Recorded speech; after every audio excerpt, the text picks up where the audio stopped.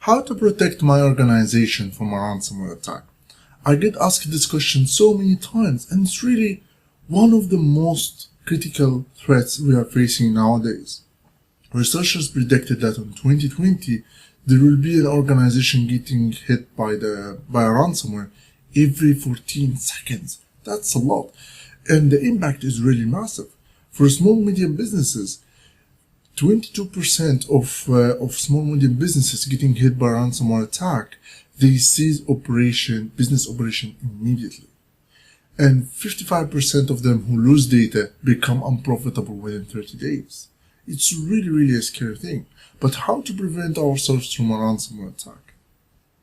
And the answer is that ransomware attack is the same like any other malware attack. It's the same tactics and techniques and procedures. The impact is different, but it's the same initial access, the same way they execute the malware, the same way they escalate privilege or spread through network or even communicating with the CNC. How do you stop the initial access for a malware? What's your way to detect, let's say, spear phishing, which is most of the malware getting spread through or getting initial access to an organization through spear phishing? How do you prevent that? Do you have do you have a really good spam filter? Do you have a good awareness program? The second question is, once this malware getting into the organization, it starts to get, once the spear phishing gets to someone, to one of the employees, and he opened the malicious document, he execute the macro, the PowerShell commands. How do you stop that? How do you stop the execution of the malware?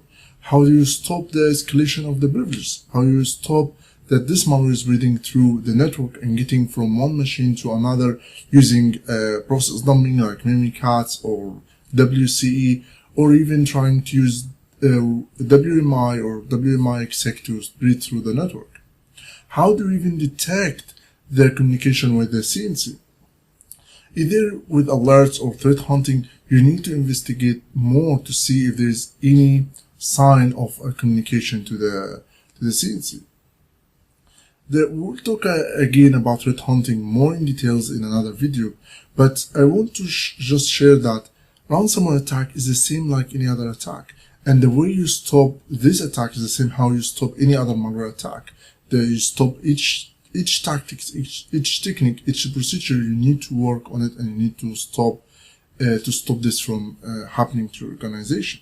From, we said, the spear phishing, attachments with macros, PowerShell, communication with the CNC. You need to have an alert, or you need to have a threat hunting procedure to be able to protect yourself from these attacks.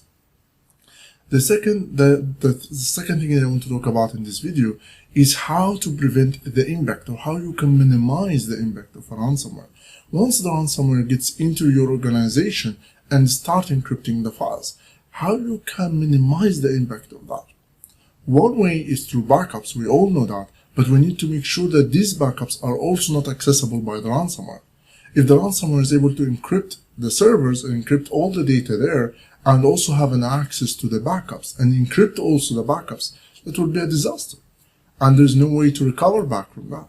So you need to be able to make sure that you have a backup from all the data as much as you can to be updated, and at the same time to not be accessible to the ransomware through the same infected machines.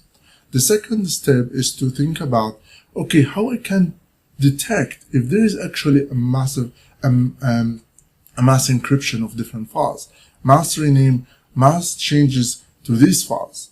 One way to detect it is through file integrity monitoring.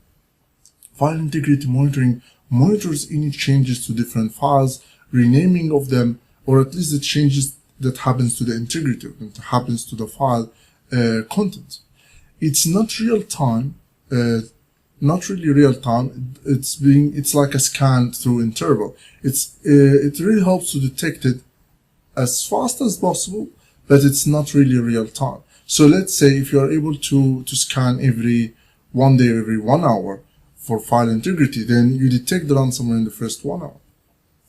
The second thing you may think about is that, okay, can I have a honeypot of a file share honeypot?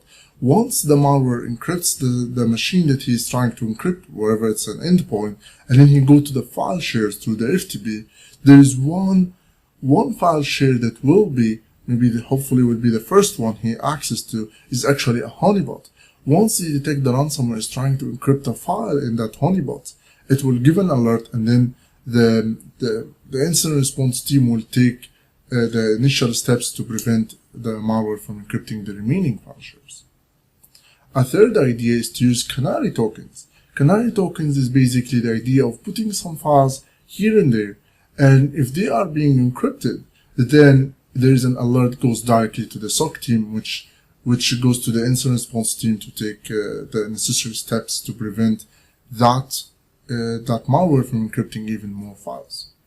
So I hope this video was useful, and I just want to tell you that we're having a webinar very shortly, a live webinar that I will be giving very shortly about the one step that you need to learn to protect your organization from ransomware attacks, for the one skill that's really important for incident response teams, for threat intelligence, for threat hunting.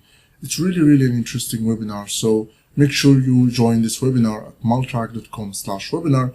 See you in the next video. Bye bye.